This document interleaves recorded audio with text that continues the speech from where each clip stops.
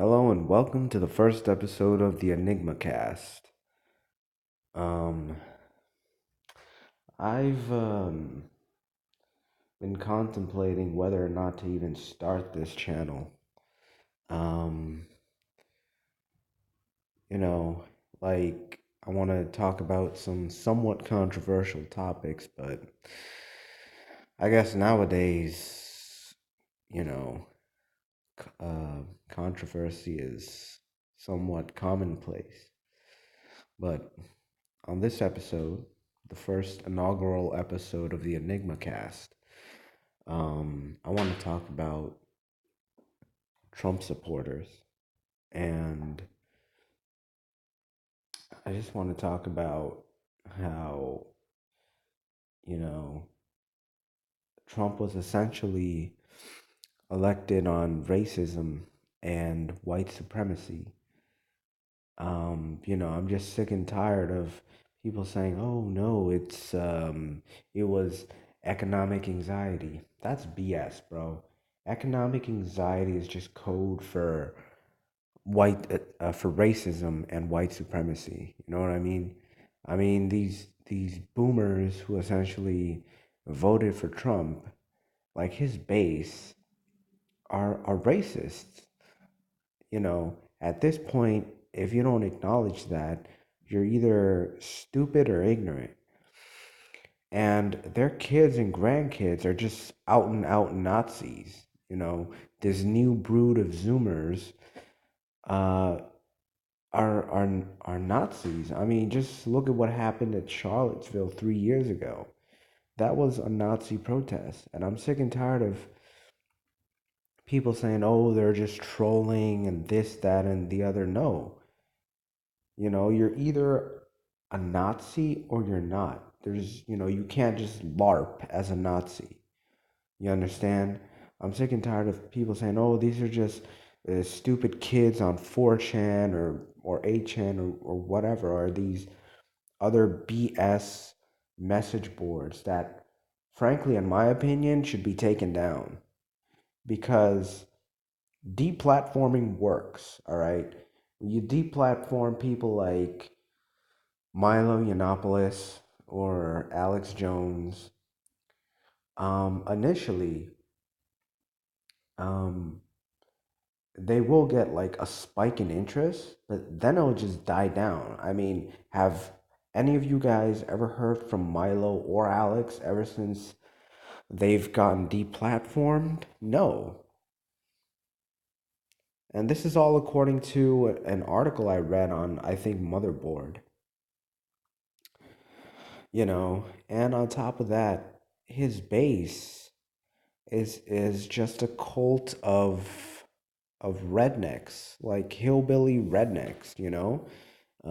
I read this opinion piece, I don't remember exactly, but I will link all the articles in the description below. Um, but this opinion piece I read essentially said that, Trump's base is just a bunch of fat white rednecks. And frankly, look, if you get offended or triggered or I hurt your feelings, grow up, bro. I'll say it, I'm a person of color. We've been dealing with discrimination for centuries. If you couldn't handle 8 years of a black man running the country, then you're the snowflake, all right? Anyway, yeah, the article basically said that, his base are just a bunch of fat white hillbilly rednecks, and that's why um Trump resonates with them because they think of him as one of them. Because I mean, look at him. He's just this fat, overweight tub of lard that eats nothing but fast food, and it's a miracle he's still even alive at his age. I mean, the guy is practically obese. He doesn't exercise, and sorry, but golf doesn't count. Um, And then the other thing too, it's Trump is basically what poor people think a, a what a rich person is like. You understand? He's basically a poor person's imagination of what a rich person is like. And it's basically,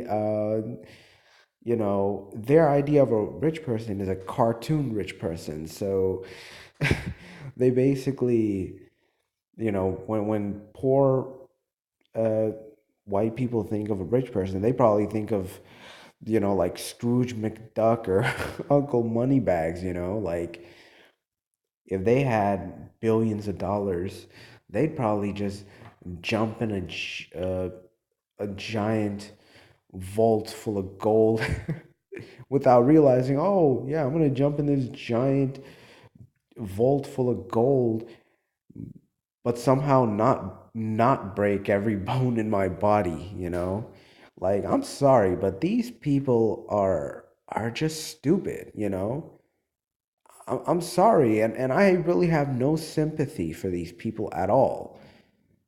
You understand? It's like, yeah, sorry, I understand your community was destroyed by trade policies that the Nixon administration uh, implemented, uh, in the 70s.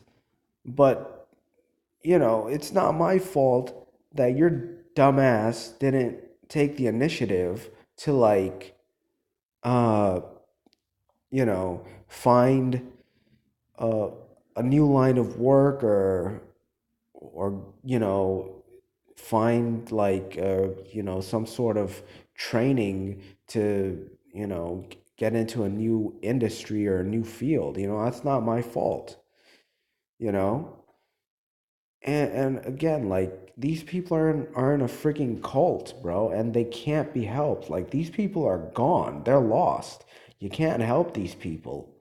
you know I mean, their brains have been broken by 8 years of Obama.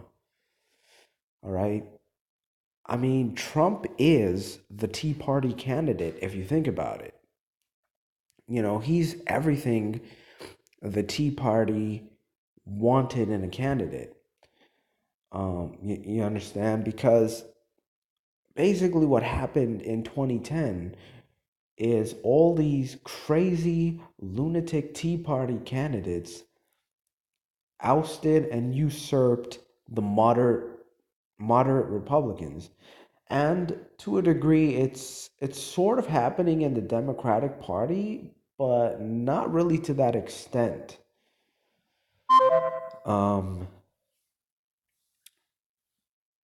and uh, so in 2010, all these crazy lunatic Tea Party candidates just came onto the scene, and they basically took over and mutated the Republican Party into what it is today, which is the party of Trump. Because within the Republican Party, you've got the elites, these checkered pants country club Republicans like Mitt Romney.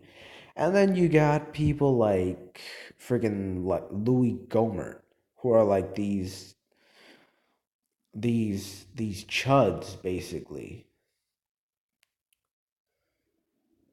And so that's why a lot of moderate Republicans are just getting out of Dodge, because they realize that their party has become unrecognizable from what it was back in the 90s. Because I remember back in the 90s growing up as a kid, the Republican Party was sane.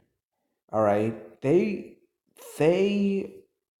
were sane and rational. I mean, mind you, they had bad policies and whatnot, and they were, heavily influenced by the evangelicals, these crazy right wing religious nuts. But for the most part, they were sane and rational. And now the moderate Republicans are just disappearing. They're becoming an endangered species. They're going damn near extinct, you know? A lot of them either left Congress or they've passed away. Um, and so, you know, the Trump base, they have this pure virile hatred, this disdain for elites. And Trump taps into that because I remember in 2012, the reason Mitt Romney lost is because he was an elite and he was perceived as an elite by the base of, you know, these redneck hillbillies. Uh, and so that's basically where the Republican Party is. They've got, you know, this two-tiered system of like the elites, and then you got their base of just fat white redneck hillbilly racists. And the fat white redneck hillbilly racists have essentially taken over the party. And that's who the Republican elites are really afraid of. They're afraid of these MAGA chuds, and they're afraid of getting primaried. So that's why you see moderate Republicans shifting to the right and also becoming and turning into these crazy lunatics that uh, would have been designated to the fringes back in the 90s. But now these lunatics are front and center, and they're forcing the moderate Republicans to basically bend over uh, to their will. And and that's basically why Trump won for the most part, is because of these Tea Party MAGA chuds, you know? And the Tea Party, and Alexandria Ocasio Cortez said this best, was indeed built on racism and white supremacy. Because the Tea Party was a response to a black man being elected as president. And later on, the Tea Party was co opted and funded by right wing dark money. I believe the Koch brothers actually helped fund the Tea Party, and helped elect a lot of these crazy, insane nut jobs like Joni Ernst into the Senate. And, you know, and and then came along Trump, who is the ideal Tea Party candidate. He's Trump is basically like if your racist uncle became president. That's basically what he is. And so that's why the base loves him, you know? And and it's not only that they hate the Republican elite, they hate the leftist East Coast elites even more. So I think the other reason why they elected this fat tub of garbage is because um, they wanted to just trigger the libs, which is like the most childish thing if you think about it. Oh, trigger the libs, trigger the libs. And it's kind of like, you know, why don't these people ever, you know, like go after the right wing? How come you never, you know, trigger the conservatives? And essentially it's because conservatives are just inherently violent. You know, a lot of them have like an entire arsenal of firearms, and they're not afraid to use them. And we've got like this rise in right wing extremism. And you know, I love how there's a double standard between like these right wing extremist white boys and then these Muslim terrorists. You know what I'm saying? Eh, Like the right wing white supremacist extremists will never be charged with terrorism. But then if like some brown Muslim dude, like even like lets off a firecracker, oh no, that's terrorism. We got to get the darky. Oh no, let's charge the darky with terrorism. Whereas this racist government will just coddle their white boys, you know.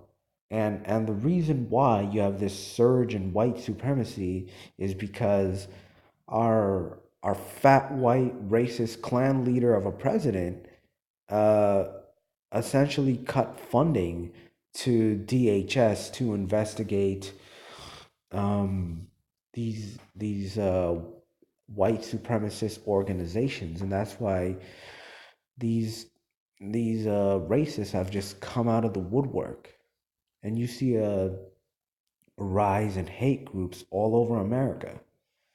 It's because he cut the funding um, to investigate these people, and you know, like growing up, I've never felt this way. Like I remember the Clinton when Clinton was president, Bush was president, and when Obama was president. Like I never, as a person of color, had to worry about racism or anything. You know, I thought we lived in a post-racial society until this fat turd became president. Um, and this is the first time in my life that I feel ashamed of my country. That it's come to this. That you know, obviously the boomers. I'm not surprised they're racist, but it's just a shame that their their their kids and grandkids are just out and out Nazis. Like I don't even know where this came from, seriously. Like you have this, you know, like I don't understand how these Zoomers, you know, have been turned to racism, except I can explain it because of the YouTube anti-SJW rabbit hole. You got people like Sargon of Akkad, No BS, Shoe on Head, Armored Skeptic, and a bunch of other cringy anti SJW channels who lead people down this uh, right wing rabbit hole until eventually they come into contact with people like Richard Spencer, you know. And people like Richard Spencer, they want a white ethno state. And it's like, bruh, you want a white ethno state? Why don't you just move to Russia or Eastern Europe? And it's funny how these white nationalists will always praise Western Europe and then never talk about Eastern Europe. You ever notice that? That's because Eastern Europe is a shithole, and I could say this because I've dated girls from Eastern Europe. I've dated girls from I've dated a girl from Romania. I've dated a girl from Bulgaria. And they've told me that these countries are pretty much shitholes, and that's why their families moved to the US, you know. And I mean, if these white nationalists want a white ethno state or white homeland in the US or on the North American continent, then I say just take the Northwest. Take Oregon, Washington State, Montana, Utah, and Idaho and just piss off and leave the rest of us alone. You want to live in like some white utopia like Far Cry 5? Have at it, boss. Have at it. And just leave us the hell alone then. Because Trump doesn't want to make America great again. He wants to make America white again. All right. But here's the kicker: America was never white. Okay. So this browning of America is just equilibrium. And that's the way of the universe. Anyway, this is the end of episode 1 of the Enigma Cast. Enigma signing off.